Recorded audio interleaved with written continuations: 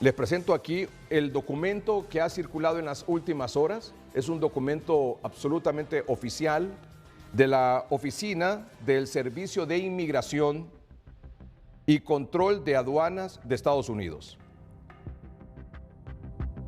Este es un documento oficial del Servicio de Inmigración y Control de Aduanas de Estados Unidos. Mucha atención a lo que dice este informe. Al 24 de noviembre de 2024, o sea, no ha pasado ni un mes de esta información oficial, al 24 de noviembre de 2024 hay 1.445.549 extranjeros en el registro de no detenidos del ICE, es decir, del Instituto del Servicio de Inmigración y Control de Aduanas de Estados Unidos, con órdenes finales de deportación. O sea, son personas que no están detenidas, pero que están ya con orden final de deportación al 24 de noviembre. El ICE trabaja para expulsar a los extranjeros indocumentados de los Estados Unidos una vez que ya están sujetos a órdenes finales de expulsión de manera oportuna. El gobierno de los Estados Unidos cree que todos los países están obligados a aceptar el regreso de sus ciudadanos y nacionales que no son elegibles para permanecer en Estados Unidos. Pero el asunto no queda ahí, con que hay 1.445.549 extranjeros con órdenes finales de deportación. La noticia es que entre más de 208 nacionalidades o entre más de 208 países son los hondureños los que encabezan esa lista oficial con orden final de deportados o de deportación de Estados Unidos. Y aquí está la lista completa en este documento oficial del Servicio de Inmigración y Control de Aduanas de Estados Unidos. Son 208 países. Y de los 208, Honduras está en primer lugar. ¿Con cuántos cree usted hondureños con orden final de deportación? Aquí está a continuación el dato. 261,000 hondureños. 261,651 para ser exactos. Vamos a verlo en pantalla. Los 5 países cuyos ciudadanos no documentados o indocumentados en Estados Unidos tienen órdenes finales de deportación. Honduras ocupa el primer lugar con 261,651. El segundo lugar, los guatemaltecos, son 253,413.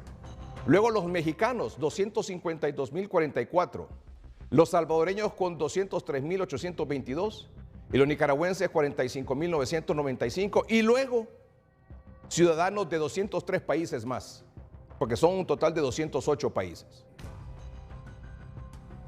Así que en las próximas horas, es decir, en las próximas semanas, ya cuando el presidente Trump tome posesión, el presidente electo, se iniciará un proceso de deportación masiva.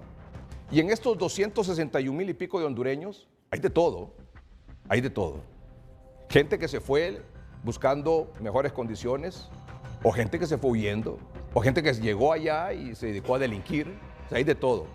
¿En cuánto tiempo serán deportados? No lo sabemos. ¿Cuántos llegarán en la primera oleada? Tampoco lo sabemos. Pero estos son los hondureños que tienen orden de deportación final de parte de Estados Unidos.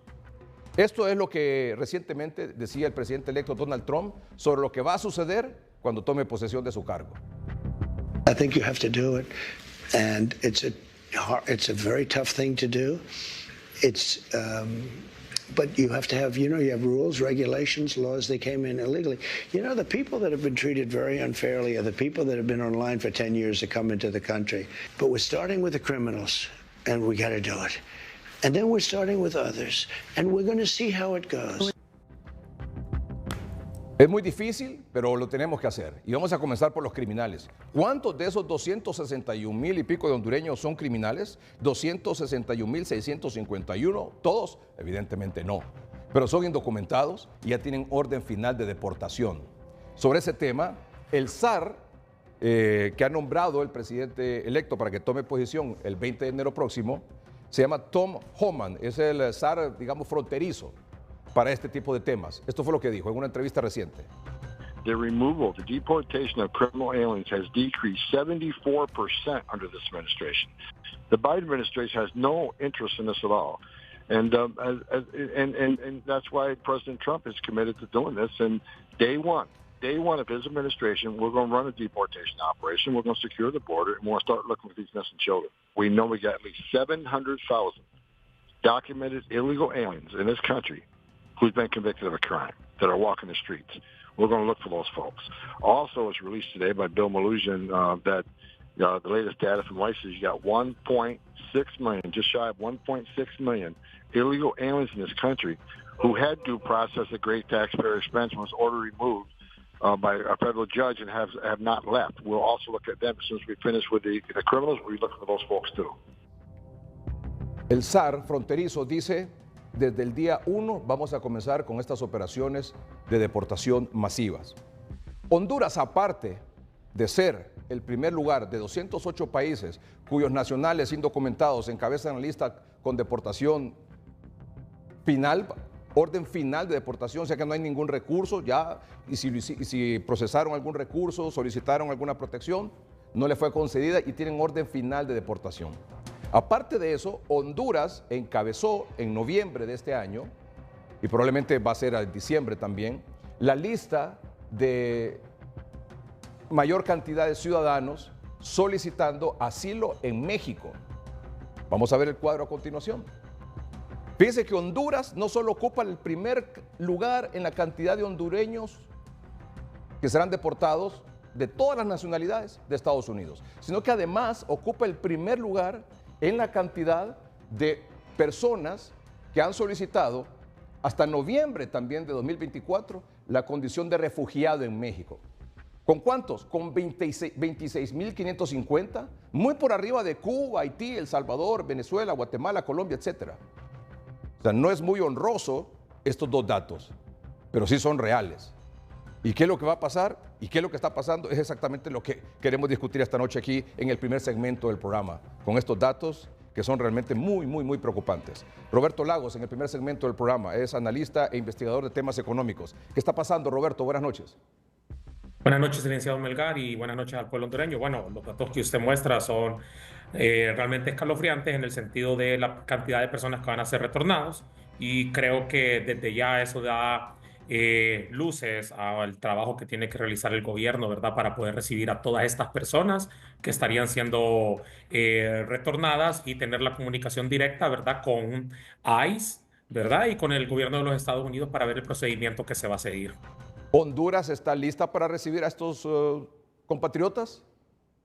El país no genera empleo. Yo siempre creo que cuando nos vamos a enfocar este tipo de temas es cómo podemos reincorporar todos estos ciudadanos de nuevo al país. Y cuando hablamos de reincorporación de estas familias o ciudadanos, tenemos que hablar de condiciones económicas. El país no cuenta con las condiciones económicas y con la suficiente generación de empleos para poder recibirlos. Sin embargo, es una labor que el gobierno tiene que realizar en el sentido de que tiene que realizar toda esta estrategia conjunta para poder recibir todos estos ciudadanos hondureños, ¿verdad?, que se encuentran en los Estados Unidos, y más aún en un tema en el cual vamos a tener un cambio de administración en los Estados Unidos con un presidente que tiene una línea más dura con respecto al tema migratorio. Evidentemente estos 261.651 compatriotas no se fueron el año pasado, se han ido en los últimos, ¿qué será? 5, 8, 10 años, no sé. Pero el punto es, ¿por qué se van? ¿Por qué se siguen yendo además? Mire, cuando usted revisa la mayoría de los datos, ¿verdad?, en algún momento se hablaba mucho del tema de seguridad, pero ahora si usted revisa la mayoría de los datos, encuestas, cuando le consulta a los hondureños, el principal problema es el tema del costo de vida y oportunidades laborales. Entonces yo pienso que esos dos puntos, cuando un hondureño toma la decisión de hacerlo, ¿verdad?, de tomar esa ruta tan peligrosa, es debido a la falta de oportunidades que genera el país. No es, esto tenemos que decirlo, no es un problema solo de esta administración, ha sido un problema histórico, ¿verdad?, en los últimos 15 años, y yo pienso que este solo es el resultado, ¿verdad?, de las malas condiciones en cuanto a la generación de empleo y la falta de oportunidades que se encuentran en el país. Eso representa un problema porque en efecto va a venir, no sé qué cantidad en la primera oleada, pero va a ser permanente probablemente esto en el transcurso del próximo año, 2025. Pero como decía el zar de la frontera en Estados Unidos, los primeros que van a ser deportados son los delincuentes, o sea, es un problema también de seguridad. Totalmente, y en ese sentido, por eso va a ser necesaria una acción de tarea conjunta tanto de la Secretaría de Relaciones Exteriores con la Secretaría de Seguridad, ¿verdad? Para poder ver, para poder recibir a estas personas y a estos ciudadanos. Y ahí el trabajo conjunto, ¿verdad? Para poder tener una estrategia que sea ágil, que sea efectiva, que sea eficiente. Yo pienso que sería importante y esto representará un gran reto, ¿verdad? Para esta administración y veremos de qué forma lo puede atajar. Porque esta gente indocumentados, con orden final de deportación de Estados Unidos, vendrán en el transcurso del próximo año. Algunos querrán intentarlo de nuevo, otros van a quedarse aquí buscando empleo y cuando no encuentren empleo se van a sumar a la fila, es decir, al crimen organizado, a la delincuencia común. Es difícil saberlo, lo que sí sabemos es que la mayoría de las personas cuando realizan este tipo de intentos de cruzar la frontera no solo lo realizan una vez, sino que lo realizan más de una ocasión y esperemos, ¿verdad?, que se puedan generar esas condiciones de empleo. El problema que a mí me genera es, o el ruido que a mí me genera es, por ejemplo, la mala condición de la actividad económica, a pesar de que las autoridades del gabinete económico constantemente celebran logros que no son tangibles para la ciudadanía. Por ejemplo, recientemente estuvimos conversando con usted hace un mes y medio atrás, dos, sobre el tema del Fondo Monetario Internacional. Usted nos decía que el gobierno va a lograr pasar esta revisión, esta evaluación del equipo del Fondo Monetario Internacional y que luego Honduras iba a poder acceder a unos recursos de organismos internacionales de crédito. Bien, ¿ocurrió? Sí, ocurrió. ¿Va a mejorar eso las condiciones del país?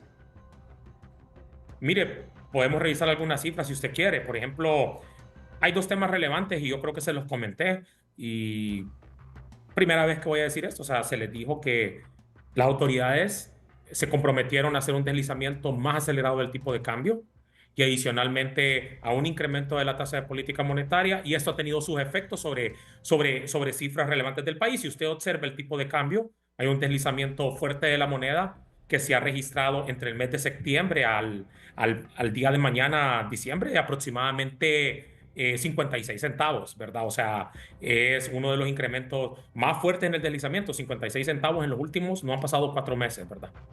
Y si usted mira, mañana el tipo de cambio va a andar en aproximadamente 25.43. O sea, un hondureño cuando va al banco va a tener que comprar el dólar por 25 lempiras y 43 centavos. Y también el otro tema, y creo que ahí lo muestra, son el incremento. Y ese es el mayor problema que tiene en este momento la economía, es el tema del incremento de las tasas de interés. Todos los hondureños están teniendo problemas con las tasas de interés. ¿Por qué? Porque lo hemos visto en el sector de agricultura. Por ejemplo, entre enero de 2023 y octubre de 2024, ahí observamos que la tasa en agricultura pasó de 10.72 a 15.70. Y en todos los sectores se están registrando esos incrementos fuertes en la tasa de interés. Esto le demuestra que hay un problema de liquidez en el sistema financiero en este momento. Es decir, mire comercio, por ejemplo, 11.92 pasó a 16.25. Financiamiento de exportación de 9.09 pasó a 16.12. En industria pasó de 9.39 a 13.67 y en servicios pasó de 10.65 a 15.92. Observación, estos solo son las tasas de interés sobre operaciones nuevas, es decir, un hondureño que quiera colocar un negocio, que quiera realizar inversiones en estos sectores, ahora encuentra una tasa de interés más alta, pero este no es el problema. El problema es que también las tasas de interés sobre operaciones existentes, es decir, si un hondureño tenía un préstamo, por ejemplo, en el sector vivienda, probablemente en el último mes recibió un comunicado del banco que ahora tiene que pagar 1.5, 1% adicional, ¿verdad?, sobre ese interés. Entonces, eso está complicando al pueblo hondureño y pienso que es un tema que no estamos tocando, que tenemos que ver y que el gabinete económico tiene que dar respuesta, ¿verdad? Y en este sentido, tanto el Banco Central y la Comisión que básicamente resalta por su silencio, tiene que ver de qué forma le da solución a esta problemática que enfrenta el pueblo hondureño y esperemos que las soluciones sean por el lado técnico, por la perspectiva técnica. El problema que yo tengo es que las medidas siempre las aplican de forma tardía y mire el impacto que está teniendo la ciudadanía. ¿Se acuerda que yo le dije, ¿son necesarias las medidas? Sí, son necesarias. ¿Se están aplicando de forma tardía? Se están aplicando de forma tardía y hoy estamos viendo los impactos, ¿verdad?, de tomar medidas de forma tardía. Lo está viendo el pueblo hondureño, ¿verdad? Yo le puse una gráfica más sobre el crédito. ¿Perdón? Le puse una gráfica. Mire Sí, el crédito perdón, sí. Mostrémosla, por favor, a pantalla completa. Sí. Mire el crédito de las empresas. Mire a partir del 2021. Mire que el crédito está totalmente en las empresas desacelerado. Menor crédito, menor inversión, menor crédito, menor generación de empleo. Entonces, yo entiendo que celebren el acuerdo con el fondo. Muy bien, obtuvieron los recursos, colocaron el bono a tasa de interés de tarjeta de crédito, así como en los gobiernos anteriores. Llenaron nuevamente las reservas de forma internacional. Tenemos reservas internacionales, pero todas esas reservas vienen de endeudamiento. Esos 900 millones que hemos recibido aproximadamente. Entonces, realmente nos da para repensar cómo las autoridades del gabinete económico tienen que manejar la política macroeconómica. Y hasta este punto, para mí, están reprobados en el manejo de la política macroeconómica viendo estos resultados. Dice reprobados. De 1 a 10, ¿cuánto le daría al gabinete económico? Mire, depende de la institución. Por ejemplo, Comisión Nacional de Bancos y Seguros le daría nota negativa. O sea, Banco Central le daría una nota de 2 o 3 de 10. Y no me refiero a la institución per se, me refiero al funcionario que toma el liderazgo de las decisiones del sector. Por ejemplo, Secretaría de Finanzas le daría, por ejemplo, un 4 o 5 de 10. ¿Por qué le doy un poquito más alto a la Secretaría de Finanzas? Porque básicamente han habido 3 cambios de ministro y el ministro actual no tiene nada que ver con las decisiones de los anteriores. Me parece que él solamente es un interlocutor que transmite mensajes, pero realmente en cuanto a las decisiones económicas no tiene mucho que ver. Y para mí, en general, el gabinete económico ha demostrado mucha debilidad. Y yo quiero que tome mis palabras desde esa perspectiva. Yo no me refiero a la presidenta. Desgraciadamente la presidenta es la cabeza. Me refiero a los funcionarios que manejan y que están encargados de la conducción de la política macroeconómica del país. En términos generales, luego de esto, ver 261,000 hondureños van a comenzar a ser deportados a partir de que tome posesión el presidente Trump. Seguimos liderando la cantidad de solicitudes de asilo político en México. Así, las caravanas siguen, son permanentes, digamos, de hondureños buscando mejores condiciones de vida o huyendo de la inseguridad o buscando empleo. ¿Qué va a pasar en 2025? ¿Cuál es el panorama que usted cree que va a ocurrir para los hondureños? Dependiendo del tipo de soluciones que se le dan a los problemas, yo pienso que el problema va a venir por el lado fiscal ahora. Ya las repercusiones de las decisiones negativas o tardías en el lado monetario se van a transmitir al lado fiscal. ¿Por qué? Sencillo. ¿Por qué hablo del lado fiscal? Porque generalmente cuando los gobiernos nos encontramos en un año político, el ciclo político, el gasto se tiende a incrementar y generalmente este gasto no es productivo. Es decir, es más gasto para el tema de campaña política. Uno lo puede ver, ¿verdad? Los déficits se incrementan. Número 2, dependemos también de ver cómo se va a resolver el problema de las tasas de interés. ¿Será una medida para resolver la liquidez o pensarán en alguna medida populista? Esperemos que no, porque lo peor que podría pasar es que empecemos a gastar más de lo que producimos, de lo que tenemos, de lo que nuestra economía genera. Y entonces el próximo gobierno que encontraría una bomba fiscal. Esto es una historia muy repetida cuando usted observa el gobierno del presidente Lobo. Usted recuerda, se colocaron bonos soberanos para tratar de atajar los problemas, las tasas de interés eran altas y luego eso se trasladó a déficits fiscales altos, ¿verdad? Es decir, se trasladó a que se tenía demasiado gasto y los ingresos no eran tan elevados, es decir, los gastos son mayores que los ingresos. Eso complica. Y recuerde, medidas populistas solo generan soluciones de corto plazo, pero no resuelven el problema estructural del país. Roberto, muchas gracias por acompañarnos esta noche.